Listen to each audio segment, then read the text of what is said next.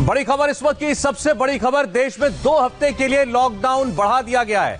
जिस जवाब सब जानना चाहते थे वो खबर आ गई है। 2 हफ्ते के लिए पूरे देश में लॉकडाउन को बढ़ा दिया गया है। बड़ी खबर आ रही है, 3 मई के बाद भी लॉकडाउन जारी रहेगा। 2 हफ्ते और आपको अभी जैसा लॉकडाउन चल रहा है पिछले लगभग 40 दिन से, वैसे ही लॉकडाउन चलेगा आगे। 2 हफ्ते के लिए 3 मई के बाद से और देश में लॉकडाउन को बढ़ा दिया गया। इसका मतलब सरकार अभी कोई रिस्क नहीं लेना चाहती है और इसलिए पूरे देश में 2 हफ्ते के लिए लॉकडाउन को और एक्सटेंड कर दिया गया है। आपको याद होगा कि इससे पहले लॉकडाउन 1 हुआ, लॉकडाउन 2 और अब लॉकडाउन 3 शुरू हो जाएगा परसों के बाद, यानी सोमवार से।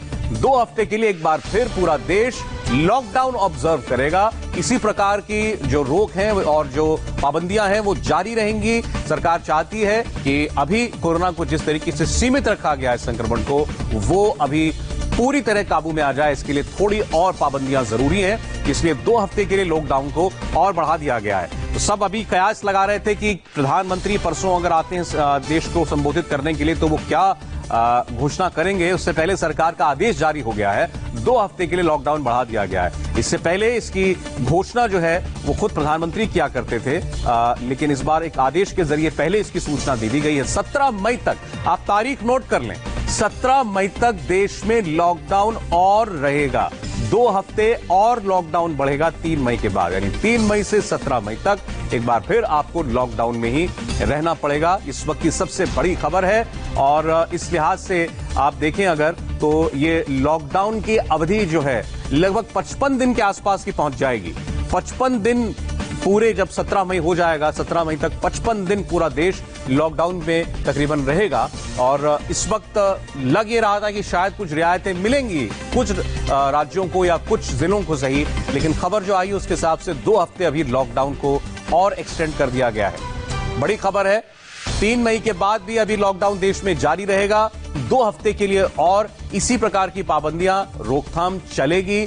यानी इसका मतलब यह है कि अभी भी बाजार नहीं खुलने जा रहे हैं, पब्लिक ट्रांसपोर्ट नहीं खुलने जा रहा है, लोगों के घरों के बाहर निकलने पर गैर जरूरी काम के लिए पाबंदी लागू रहेगी।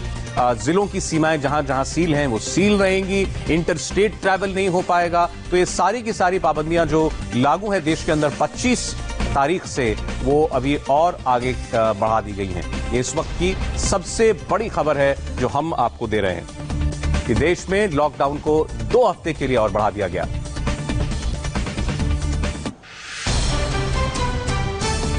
और इसमें आप देखिए और खबरें आज जुड़ रही हैं इसके अंदर। जो हमने आपको रेड, ग्रीन, ऑरेंज जोन की अभी तफसील दी थी थोड़ी देर पहले, जिसमें 130 जिले रेड जोन में थे। खबर यह कि उन 130 जिलों में कोई रियायत नहीं है इस लॉकडाउन के अंदर।